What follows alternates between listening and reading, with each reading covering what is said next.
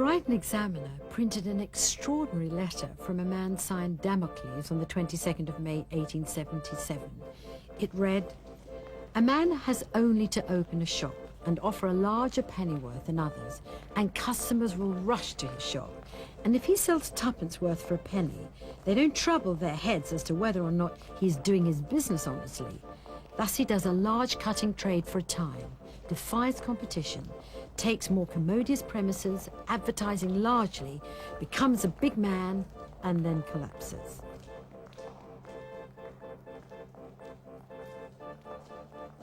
If you'd have opened the newspaper on Tuesday, May the 22nd, 1877, you would have discovered that a hot air balloon had exploded in Hull, seriously injuring 6 people. That Richard Wagner had been celebrating his 64th birthday with a visit to Queen Victoria at Windsor Castle, and that W.G. Grace was helping to lead the South to victory over the North at Lord's. You would also have read an announcement that James Smith was opening the doors of his general drapery, tailoring, fancy store and furniture warehouse for the first time, called Bon Marché. It was Britain's first purpose-built department store. The store's departments ranged from ladies' outfittings to umbrellas, and from provisions to morning wear. There was even a department of feathers. And it even had its own in-store bakery. For me, Bon Marché was the end, the death of that little community shop, and the very start of shopping run by speculators. And it represents to me today, still, when I see big department stores, shopping by factory principles.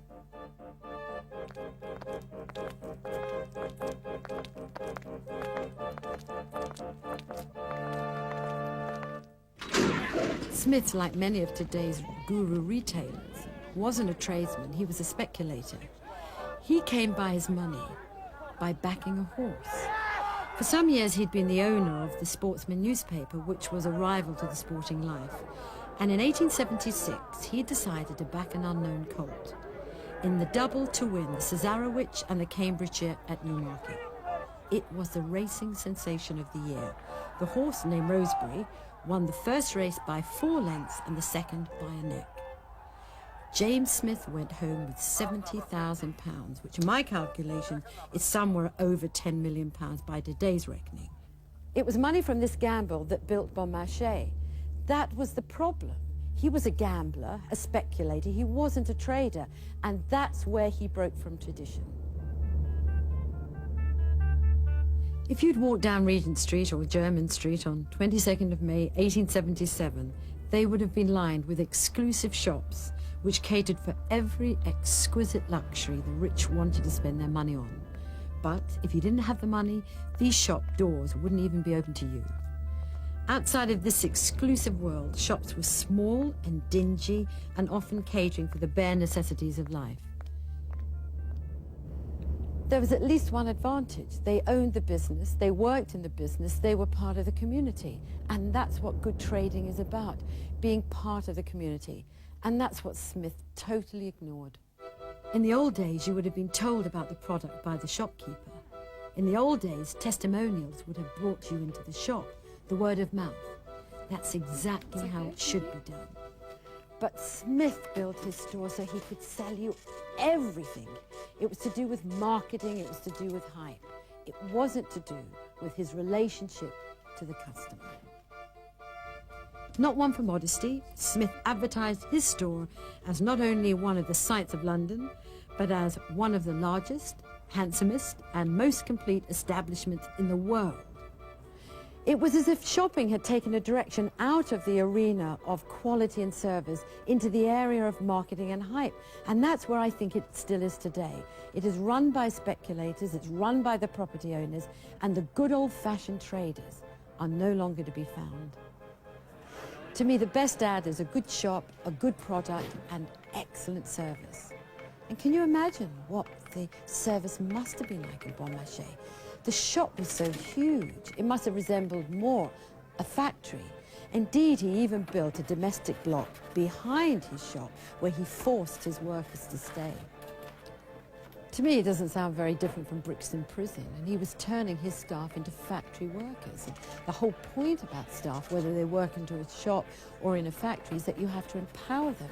You have to make them inherent in the process. You have to bond them with the community. You have to educate. You have to give them love.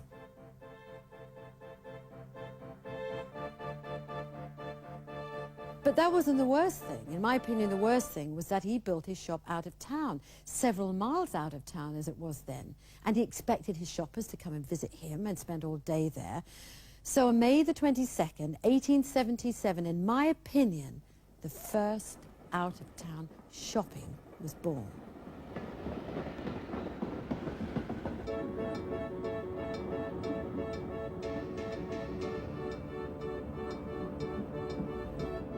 On May the 22nd, 1877, the papers reported that a record number of passengers had been carried the previous day, a bank holiday, on the Metropolitan Railway.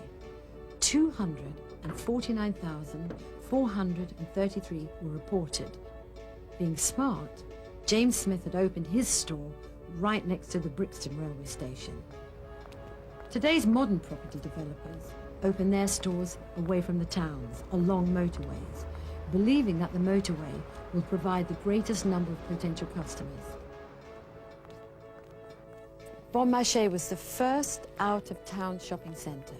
It was like it was a move away from everything that was right and traditional, dealing within the community, being within the community, reacting to the community's needs, into what we have today, which is speculation, short-term gain, concern for property, hype, advertising, away from the responsibility of the high street and everything that that entails.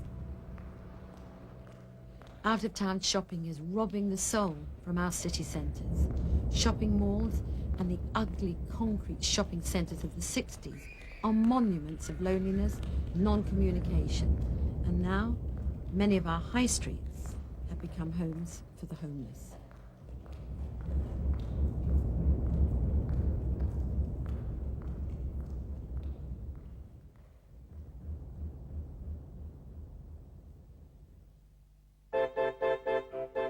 Thus, he does a large cutting trade for a time, defies competition, takes more commodious premises, advertising largely, becomes a big man, and then collapses, which is what happened to Smith.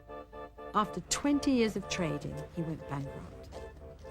Smith often boasted that the secret of our success is the smallness of our profits. Obviously, they were too small. What he should have said was that the secret of success was to be a good trader, making products so good people don't mind giving you a profit, trading well within the community, caring for the community, caring for the staff. And what is so ironic is that we've learnt nothing from his mistakes. Smith opened the first popular theatrical retailing experience, but he was never a trader.